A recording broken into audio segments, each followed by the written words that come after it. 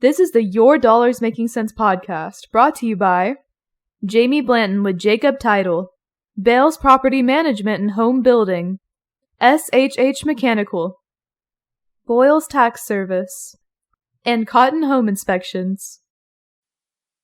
Hey everybody, Richard Neese here with Your Dollars Making Sense. We believe that financial intelligence is the key to financial freedom. We appreciate you guys tuning in. If you're tuning in for the first time, thank you. If you're tuning in for the 20th time, thank you.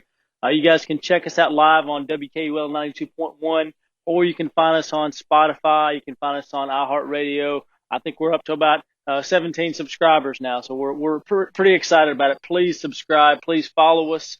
We've got a lot of good information we're putting out here. For Your Dollars Making Sense, we believe financial intelligence is the key to financial freedom, and I believe in helping good people get to a better place. My name is Richard Neese. I'm a local real estate broker here in North Alabama, business owner, hopefully motivator. Hopefully I get you excited about the day and excited about life and business. You know, the reason we started this show was because people kept coming to me. People kept asking me, hey, Richard, I want to learn about investing. I want to learn about real estate investing. Can you teach me? Can we have lunch, breakfast, dinner? And what I kept seeing was people are looking for the same things.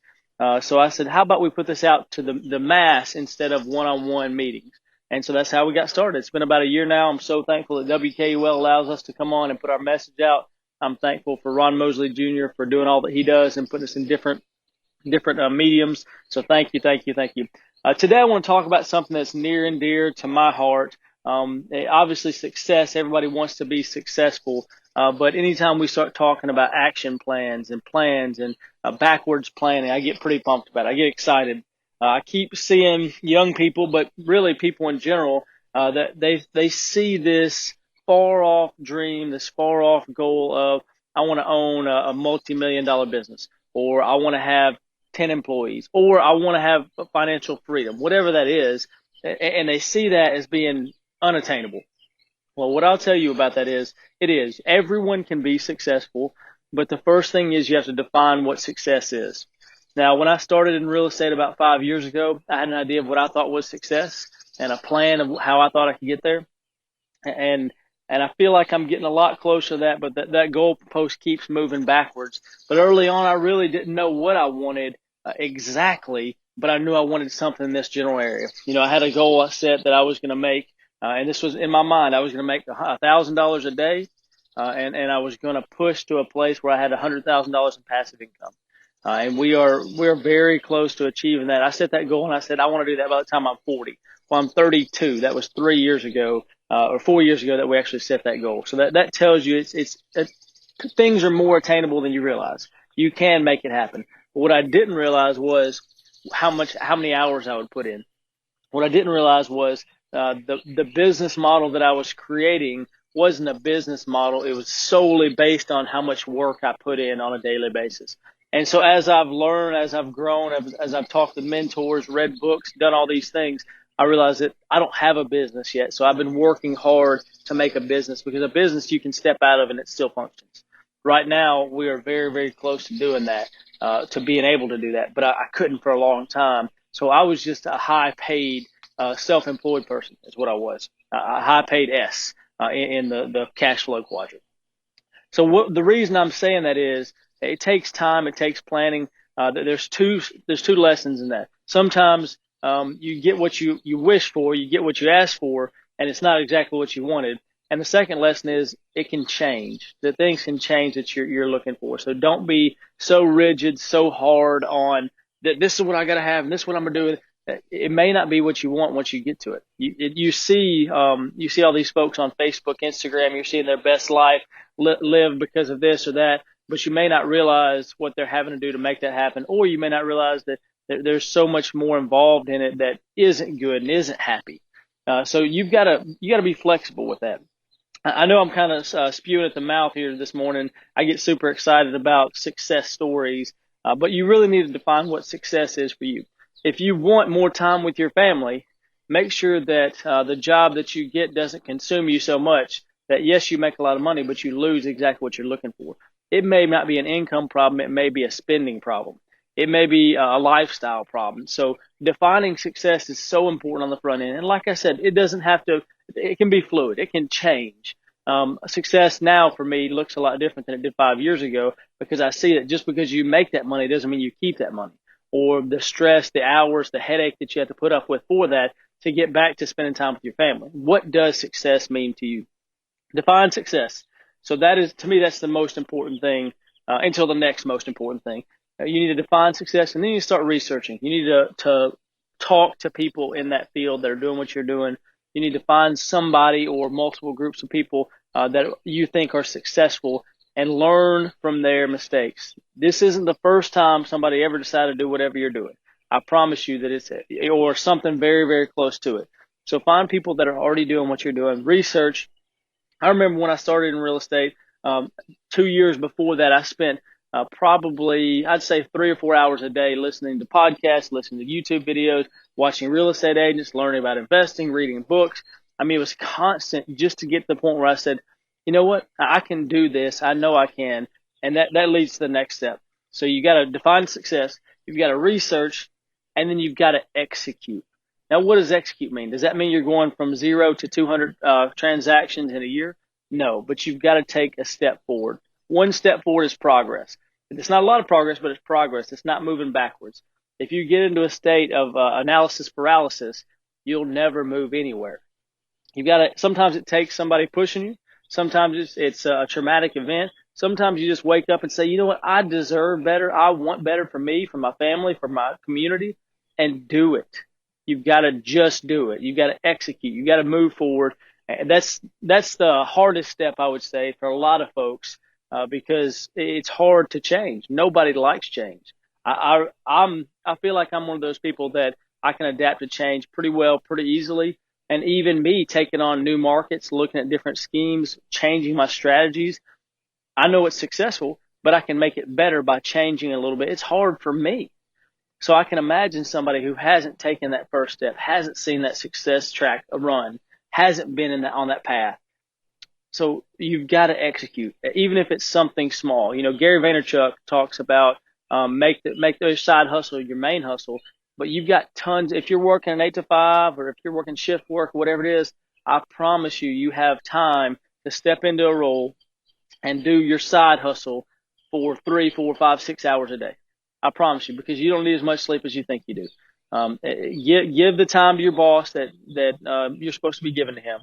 And then after that, unless there's some sort of benefit, unless you want to be long term with this company, and they give you stock options or ownership options, you need to be making sure that you're doing what you want to do in life. That you got to be stepping towards that. It's not easy, but if it was easy, everybody would do it. So you've got to define success. You've got to research, learn, get around people that are doing what you want to do. You got to execute. Execute. All three of those things are hard. So Eric Thomas, I listen to him a lot. He's from Detroit, I think it is. He's from up north, and he came down actually to go to school at Oakwood here in Huntsville. And I didn't know this. He worked at the Olive Garden. I may have seen this guy when I went in there to eat at the Olive Garden. You don't know. Eric Thomas is one of the top-rated motivational speakers in the world. The guy is speaking for all sorts of major events, for Super Bowl, NBAs, I mean, everything. And this guy, what he does is he talks about how to become successful. He talks about how to take that next step. And he flat out says, the people say the first step's the hardest. That's a lie. Every step is hard. I promise you that. You just get more accustomed. You get more used to taking those steps, to making that change. It's not easy, but you know where success lies. Success lies in action. So I'm coming up against my first break. Thank you guys so much for listening. Please, please, please follow us. Please check us out on iHeartRadio, Spotify. I'm super pumped about this. I've been reinvigorated with everything that's been going on. I see so much negativity in the world, and I said, you know what? Somebody's got to step up. Lots of people have got to step up and create positive images, positive lights. Be the light, like I said last week. Be the light that you're looking for. If you're that light, other people will find you, and they'll be a light as well. How many people can we impact by doing just that? So like I said, we're coming up against a break. Please check us out. If you guys are looking to buy a home in North Alabama, our team would love to help you. You can call me at 256-728-1511. I want to say thank you to all the sponsors out there. If you want to be a part of Your Dollars Making Sense, if you want to be a part of the movement we're trying to create, you can call me. You can hit me up on Facebook. I'm easy to find. I'm looking for people who want to help good people get to a better place. The more of those we have, the better off we'll be.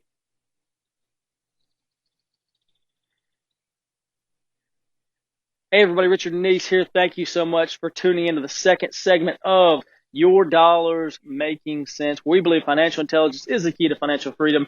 We've really been stuck on the starting your own business, achieving your success over the last month. You can do it. Everyone can be successful, but you can never be successful if you don't even know what success looks like to you. What does that mean? Does that mean getting your degree? Does that mean graduating from high school? Does that mean getting your college degree, getting a master's? Does that mean starting a business? Does that mean being a good husband, a good father? What is that? Define success, research, take action. That's what we talked about in the first segment. Tune back in if you can check it out on our iHeartRadio. Thank you, WKOL, for allowing us to have this platform to talk to people, to help good people get to a better place. So financial intelligence is important, but the best investment you can make is in yourself. Invest in yourself in a business, invest in yourself in learning a market, learning about investing in real estate, investing in the stock market. There's tons of great resources out there. We live in one of the greatest times on earth as far as information goes.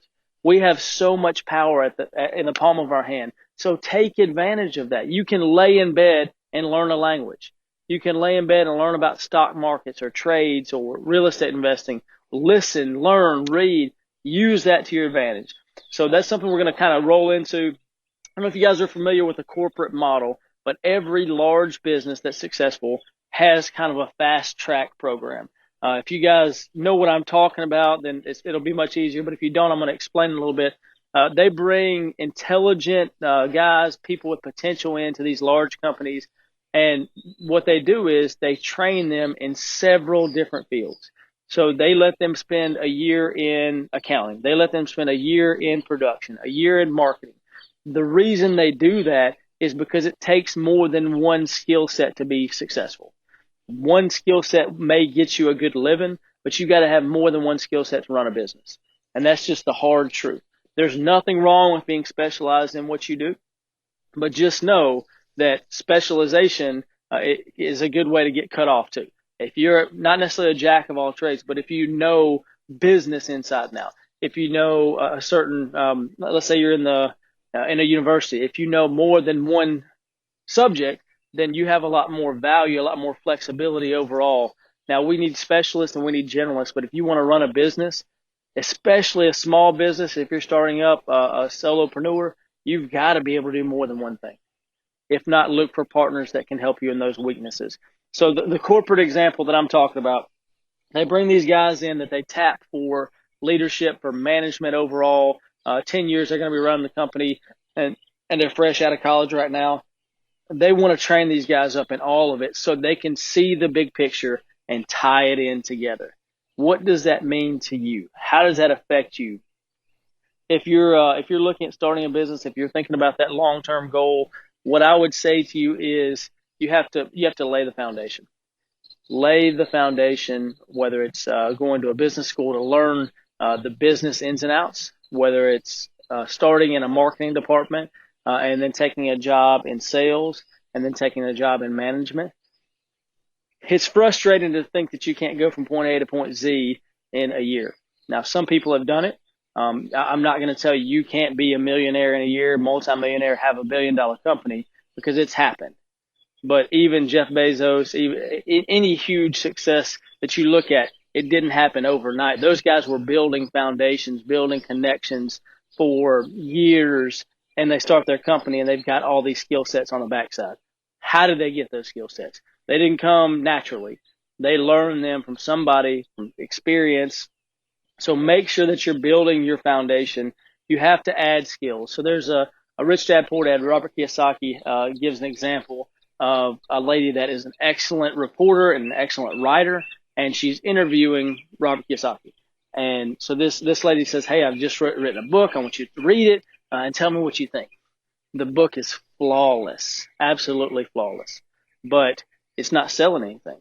Why? Because this lady was an excellent writer. She had one skill set that she was so good at. So she asked, what can I do to make my book more successful? And Robert he didn't mince words when he said this. He said, you need to add a skill. You need to learn how to sell. You need to learn how to sell your book, market your book, or find somebody that can help you. But she was talking about for herself. So she looked at him and she was upset, because a lot of times in the world of academia, selling is a dirty word. Selling is a low end product. Somebody that has to get out and hustle and make money, as opposed to be learned and put systems and processes in place. Both skills are important.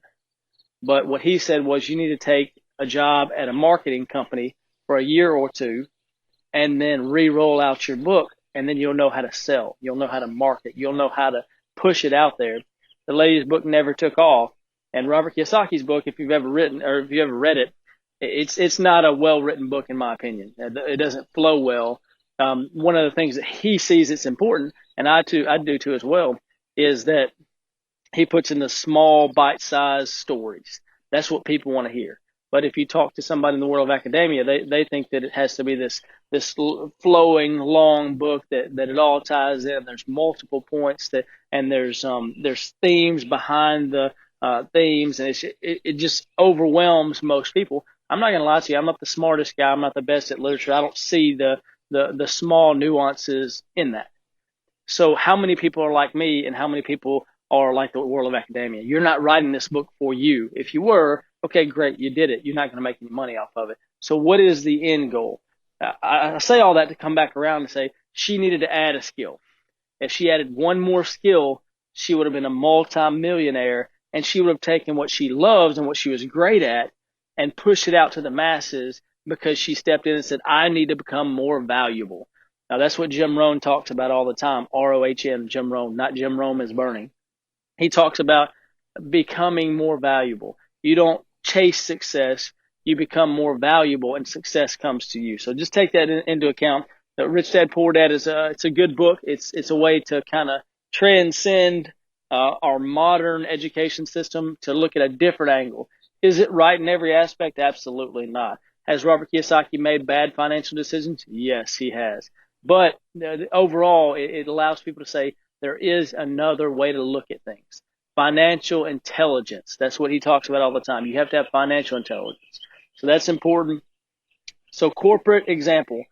These guys are getting trained up in all these different areas, getting different skills, learning how to manage, learning how to lead, learning how to be detail oriented, all for the end goal. So what that means for you is you need to do that for your business as well. If I want to own a multi-million-dollar company and I'm really, really good at marketing and sales, well, that's good. I'm going to have to manage people in that multi-million-dollar company.